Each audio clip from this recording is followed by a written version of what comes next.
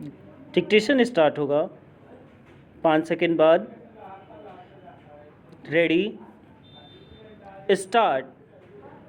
गलवान में चीनी सेना के साथ खूनी टकराव के मामले में तत्कालीन सेनाध्यक्ष एम नरवणे की अप्रकाशित पुस्तक के कथित अंश का जैसा उल्लेख राहुल गांधी ने किया उस पर हंगामा होना ही था। इस दौरान रक्षा मंत्री राजनाथ सिंह ने राहुल गांधी पर सदन को गुमराह करने का आरोप लगाते हुए कहा कि आखिर जो पुस्तक प्रकाशित ही नहीं हुई उसका वह उल्लेख कैसे कर सकते हैं। गृह मंत्री अमित शाह ने भी इस मामले में हस्तक्षेप करते हुए उन पर गलत बयानी का आरोप लगाया, लेकिन वे टस से मस नहीं हुए। इसके बाद सदन में हंगामा हुआ और वह चल नहीं सका। इस पर कांग्रेस ने आरोप लगाया कि उनके नेता को सदन में बोलने से रोका गया। हंगामे के पहले राहुल गांधी ने जो कुछ कहा उससे इतना तो स्पष्ट ही है कि वे यही सिद्ध करना चाहते थे कि मोदी सरकार ने चीनी सेना के अतिक्रमणकारी रवैये पर साहस नहीं दिखाया।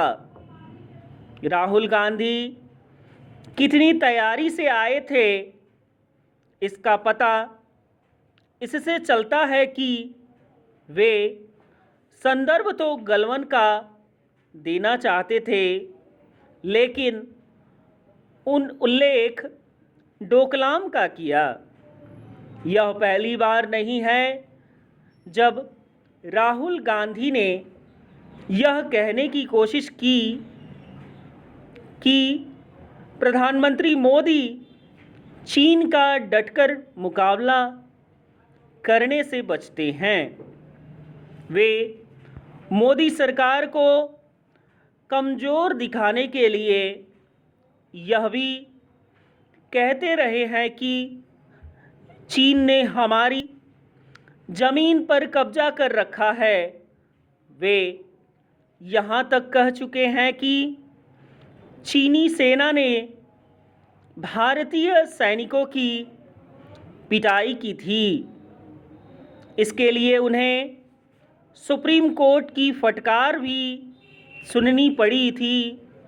इसके बाद भी वे यह समझने के लिए तैयार नहीं कि राष्ट्रीय सुरक्षा के मामले में सतही आरोपों के आधार पर राजनीति नहीं करनी चाहिए।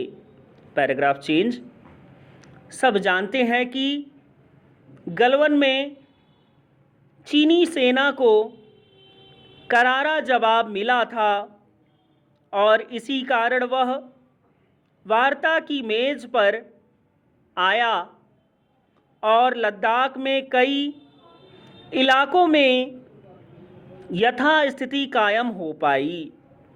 इसे पूर्व सेनाध्यक्ष नरवणे भी एक नहीं कई बार सार्वजनिक तौर पर कह चुके हैं।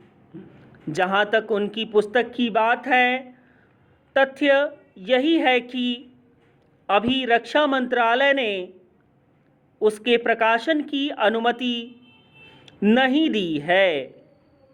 यह भी एक तथ्य है कि जिस पत्रिका ने इस पुस्तक के कथित अंश छापे हैं और उनकी अपने हिसाब से व्याख्या की है, वह आधे अधूरे तथ्यों के साथ सनसनी फैलाने के लिए जानी जाती है। राहुल गांधी केवल कांग्रेस के नेता ही नहीं, लोकसभा में नेता प्रतिपक्ष हैं। कम से कम राष्ट्रीय सुरक्षा के मामले में तो उन्हें भारतीय सेनाओं के नैरेटिव के साथ खड़े होना चाहिए। दुर्भाग्य से वे ऐसा नहीं करते। वे चीन और पाकिस्तान को लेकर मोदी सरकार को तो घेरते हैं, लेकिन यह स्मरण नहीं रखते कि इन दोनों देशों ने भारतीय भूभाग पर तब अतिक्रमण किया जब कांग्रेस सत्ता में थी। विराम।